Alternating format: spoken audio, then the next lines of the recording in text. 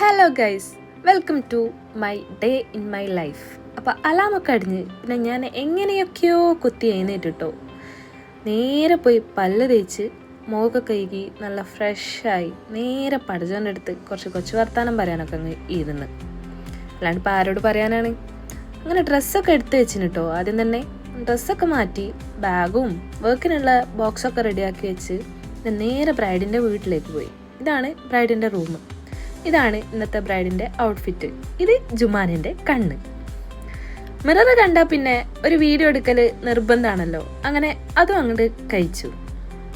ഇതാണ് നമ്മൾ ഇന്നത്തെ ബ്രൈഡ് ഫാനു. വർക്കൊക്കെ കഴിഞ്ഞ് പിന്നെ ഞാൻ നേരെ ബസ് കയറിയിട്ടോ. ഓൾറെഡി കുറച്ച് ലേറ്റാണ്, എന്നാലും ആ ഒരു ടൈമിന് എത്തും എന്നുള്ള പ്രതീക്ഷയിലാണ് ഞാൻ പോയിക്കൊണ്ടിരിക്കുന്നത്. പക്ഷെ എത്തിയില്ല. 10:10 ഞാൻ എത്താൻ വേണ്ടിയിട്ട്. പിന്നെ ഞാനൊരു ഓട്ടപ്പാച്ചിലായിരുന്നു. എങ്കിലും ക്ലാസ് തുടങ്ങി കുറച്ചാകുമ്പോഴത്തേക്ക് ഞാൻ അവിടെ എത്തിയിരുന്നു കേട്ടോ.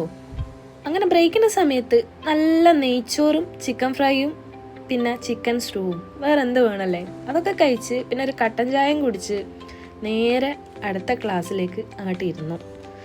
പിന്നത്തെ 2 മണിക്കൂറിന് ശേഷം ക്ലാസ്സൊക്കെ കഴിഞ്ഞിട്ടോ.